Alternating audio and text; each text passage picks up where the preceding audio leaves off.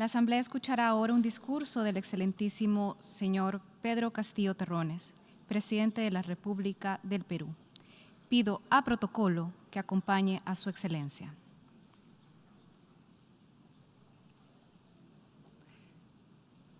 En nombre de la Asamblea General, tengo el honor de dar la bienvenida a las Naciones Unidas al excelentísimo señor Pedro Castillo Terrones, presidente de la República del Perú, y de invitarlo a dirigirse a esta Asamblea. Señor presidente, reciba usted, a nombre del pueblo peruano, mi más cálida felicitación por su elección para presidir la Asamblea General. Su amplia experiencia diplomática y su compromiso con los temas medioambientales contribuirán, estoy seguro, al éxito de nuestros trabajos. Deseo, asimismo, saludar y agradecer al secretario general Antonio Guterres por sus iniciativas para promover una gobernanza global más eficiente y más justa, así como por la esforzada labor que viene realizando en un mundo convulsionado que exige liderazgos fuertes. La situación internacional es compleja, difícil y delicada. Los equilibrios estratégicos se están modificando y nuestros pueblos ven con inquietud y preocupación el deterioro de la paz, el deterioro del medio ambiente y de la situación económica internacional. El mundo se está orientando peligrosamente a situaciones de enfrentamientos y oposición de intereses que están creando una grave tensión sin precedentes en la historia. El Perú reafirma su firmeza y esta firme posición de defensa del principio de no agresión y del respeto a la integridad territorial de los estados. Reitera la ilegitimidad de la intervención de la Federación Rusa en Ucrania, de la misma manera que reprueba la persistencia ocupación por parte de Israel de territorios palestinos y árabes desde 1967. La paz excluye cualquier selectividad en la aplicación de la Carta de las Naciones Unidas. Todas las intervenciones armadas violan la Carta. No existen intervenciones buenas y malas. Del mismo modo, son ilegítimas y contrarias al derecho internacional todo tipo de sanciones distintas a las que aprueba el Consejo de Seguridad como parte de sus acciones para preservar la paz y la seguridad. Todo otro tipo de sanción unilateral es ilegítima y contraria al derecho internacional, incluidas las sanciones económicas. Producidas las guerras o las agresiones, el deber de la comunidad internacional es trabajar para el cese del fuego y la solución de los conflictos por la vía pacífica a través de negociaciones diplomáticas. No debemos incentivar los conflictos. Debemos hacer de la paz nuestro cometido. Por ello, el Perú reitera una vez más la necesidad de que se pacte un cese al fuego en Ucrania, que se incremente la protección de la sociedad civil afectada por el conflicto y se inicien negociaciones para encontrar una solución pacífica que comprenda los intereses de todas las partes. Al mismo tiempo, es necesario dar continuidad al acuerdo que permite la exportación de cereales de Ucrania y, como lo ha señalado el secretario general, hacer los arreglos para normalizar las exportaciones rusas de fertilizantes, cuya carencia está agobiando a los agricultores más pobres del mundo en desarrollo. Es indispensable evitar que las sanciones económicas afecten a la seguridad alimentaria. Es finalmente un problema que atañe al respeto del derecho humano a la alimentación.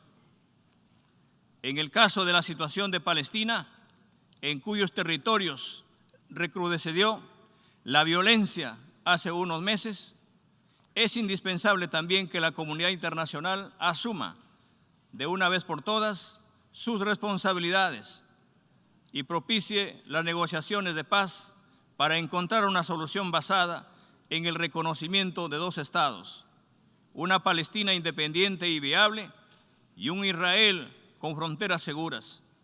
Solo así podremos tener una paz duradera.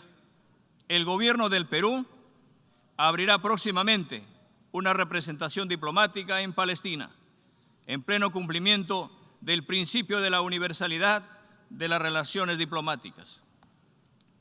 Señor presidente,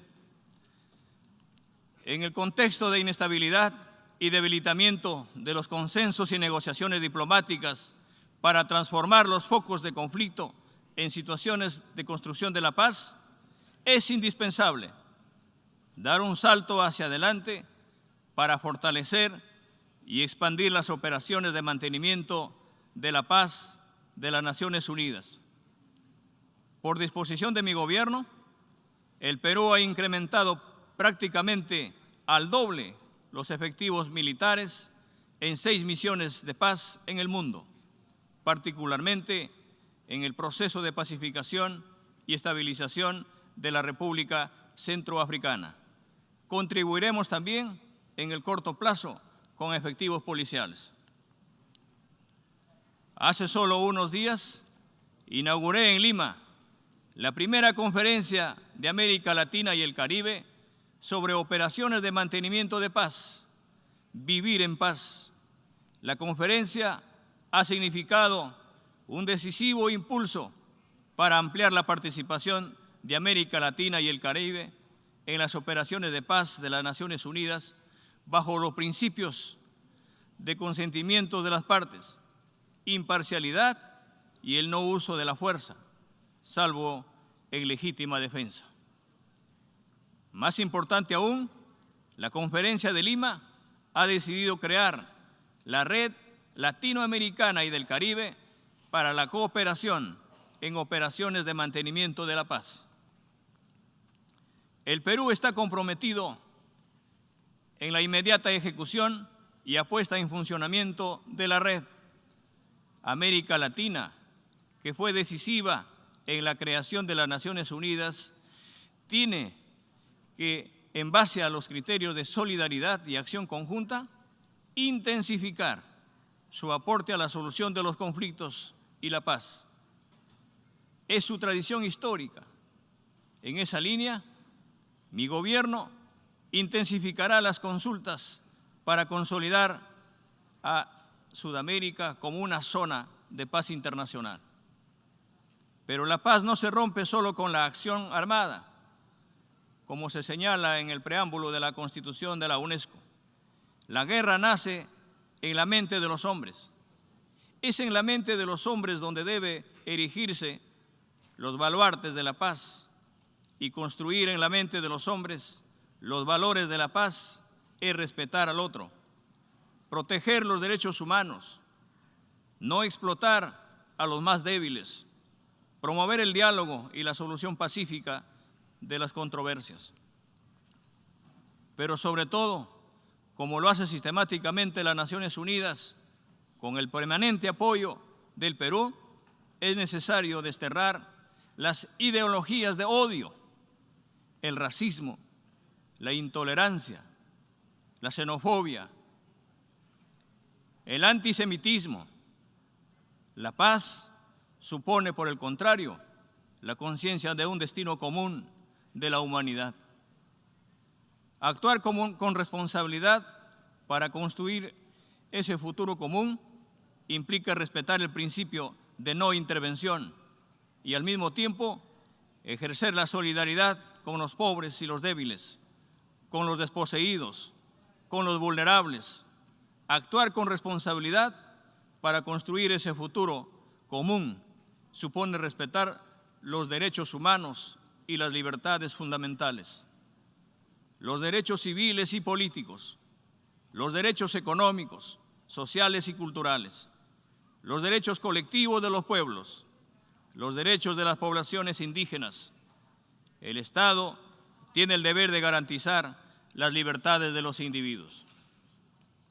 Pero también garantizar la satisfacción de los derechos sociales esenciales para la dignidad humana, como el derecho humano a la educación, el derecho humano a la salud, el derecho humano a la vivienda, el derecho humano al agua, a la alimentación, a un salario digno y, gracias a esta Asamblea General, el derecho humano a un medio ambiente limpio, sano y sostenible.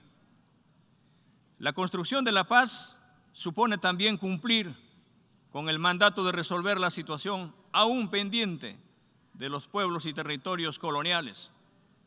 El Perú luchó por su independencia a inicios del siglo XIX en base al principio de la libre determinación de los pueblos. Por eso, su diplomacia, desde 1947, ha respaldado y respalda firmemente el acceso a la independencia y libre determinación de los territorios y los pueblos que están bajo el mandato de las Naciones Unidas para acceder a su independencia. El Perú ha restablecido relaciones diplomáticas con la República Árabe Saharaui Democrática y respalda firmemente su derecho a la autodeterminación. Brindamos nuestro más amplio apoyo a las naciones que debe realizar el representante del secretario general para restablecer el cese del fuego en el Sáhara Occidental y propiciar una solución negociada y pacífica.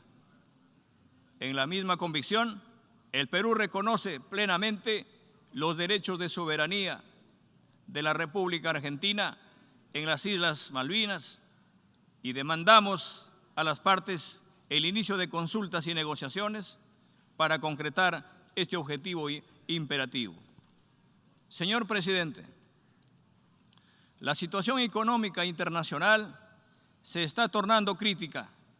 Los efectos negativos de la pandemia en los procesos productivos y, sobre todo, el deterioro en el nivel de vida de las mayorías pobres y extremadamente pobres, los problemas de la regularización de las cadenas de suministro, la inflación y el alza de los precios de la energía están generando una grave crisis mundial que producirá más pobreza y exclusión. Los indicadores del crecimiento global no son alentadores. Por el contrario, el crecimiento mundial está a la baja. América Latina está sufriendo los impactos negativos de la inflación, de la reducción del crecimiento económico y de las dificultades para recuperar los niveles de lucha contra la pobreza y la pobreza extrema alcanzados previos a la pandemia. La región presenta tasas de endeudamiento cada vez más altas y de difícil sostenibilidad. Para enfrentar estas tendencias mundiales y regionales que afectan las potencialidades del crecimiento, en el Perú hemos aprobado el Plan de Impulso al Crecimiento Económico, Impulso Perú. Nuestra meta es crecer al 3.3%, en todo caso, por encima de la meta promedio para América Latina. Estamos convencidos que el objetivo central es la generación de mayor empleo, con mejor calidad, y para ello estamos impulsando y mejorando las condiciones para la inversión nacional y extranjera. En este plan tienen un lugar privilegiado las micros, pequeñas y medianas empresas. El Perú es un país con variables macroeconómicas estables y positivas, una economía funcional a la inversión privada y pública en beneficio de los más necesitados. El secretario general, Antonio Guterres, ha planteado la necesidad de un nuevo pacto social global. Ese nuevo compromiso tiene necesariamente que estar vinculado al cumplimiento de las metas de desarrollo sostenible que hoy están gravemente comprometidas. Necesitamos reafirmar nuestra voluntad política para que la prioridad del sistema de desarrollo de las Naciones Unidas en el marco de todas las agencias sea el cumplimiento de las metas de la Agenda 2030 en las áreas más críticas de la hora actual. Reducir a la mitad el número de pobres, erradicar la pobreza extrema, hacer del hambre cero una realidad para dotar de seguridad alimentaria a todas las familias, lograr una cobertura sanitaria eficiente y universal para todos y para todas, asegurar que todos los niños y niñas terminen la educación primaria y secundaria de manera gratuita, equitativa y con calidad, poner fin a todas las formas de discriminación contra las mujeres y las niñas en el mundo, lograr el acceso universal y equitativo al agua potable a un precio asequible para todos y lograr progresivamente y mantener el crecimiento de los ingresos del 40% más pobre de la población a una tasa superior a la media nacional. El nuevo pacto global debe encontrar su fortaleza y dinámica en un renovado compromiso que concentre nuestra voluntad política y los recursos financieros en el cumplimiento de estas metas de la Agenda 2030. La Agenda 2030 no solo es un programa por la paz, la justicia y la igualdad a nivel global, sino parte esencial de nuestras agendas nacionales. Durante este año, el cambio climático ha hecho que el calor extremo y las inundaciones lleguen a sus peores niveles. Las concentraciones de gases de efecto invernadero continúan incrementándose. Estas son las llamadas de atención de la Madre Tierra para que no sigamos agrediendo a la naturaleza.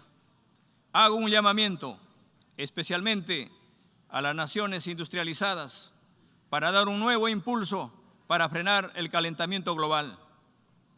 Como jefes de Estado, debemos ser conscientes que nuestras metas para cumplir los compromisos de reducción de nuevas emisiones ya necesitan ser 7 veces mayor para alcanzar el objetivo de un calentamiento global no mayores del 1.5 grados.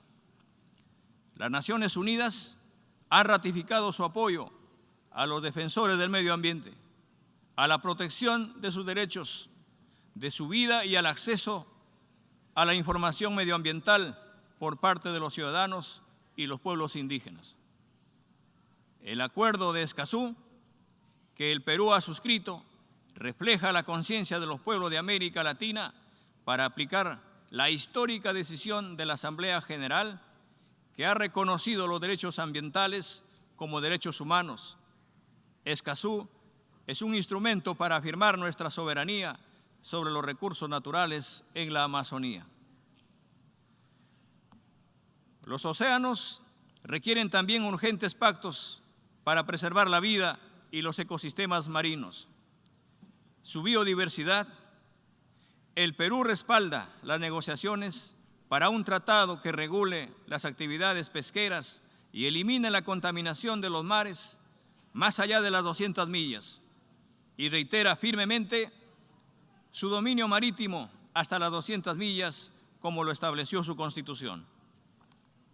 Señor Presidente, América Latina, una tradición democrática y al mismo tiempo representa los índices de mayor desigualdad social, pero los pueblos latinoamericanos siguen transitando por la fuerza histórica de la justicia de su causa, por la búsqueda de sociedades más justas, más igualitarias, con mayor cohesión social, donde el bien común sea la casa de todos, sin ninguna exclusión. En el Perú estamos transitando ese camino. La democracia supone la existencia de posiciones políticas, de esas posiciones políticas opuestas. En eso consiste la libertad. Pero la gobernabilidad democrática existe el respeto a la institucionalidad, y sobre todo a la voluntad popular. Los golpes de Estado, sea cual sea su modalidad, o el poder de Estado que los impulse, son ilegítimos. Atentan contra la expresión soberana de la voluntad popular.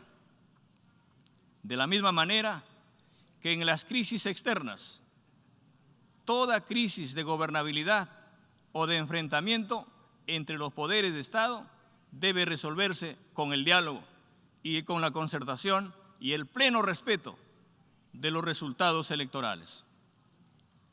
La Carta Democrática Interamericana, que es un aporte del Perú a la democracia en las Américas, así lo establece de manera enfática.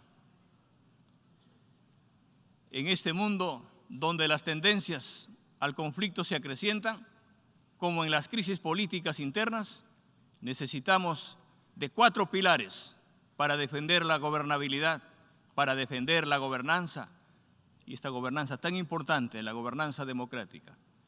El respeto a los pueblos, la voluntad de solucionar los conflictos por la vía de la negociación, el respeto a los derechos humanos y a la institucionalidad del Estado de Derecho. Soy el jefe de Estado de un país multiétnico y pluricultural, con más de 3.000 años de desarrollo, de altas civilizaciones que han tenido dificultades para eliminar el racismo y la desigualdad social. Mi gobierno simboliza las demandas, simboliza las aspiraciones e ilusiones de quienes no han tenido nada o tuvieron muy poco para integrarse a la vida nacional como actores de su propio destino. La agenda de la inclusión social en el Perú es la del nuevo pacto social que las Naciones Unidas desean para todos los pueblos del mundo. Una agenda que prioriza el principio de no dejar a nadie atrás y una inclusión que se materialice en beneficio de todos, especialmente de los más pobres y los más vulnerables. Un mundo para todos. Muchas gracias. On behalf of the General Assembly, I wish to thank the President of the Republic of Peru for the statement just made, and I request the protocol to escort His Excellency.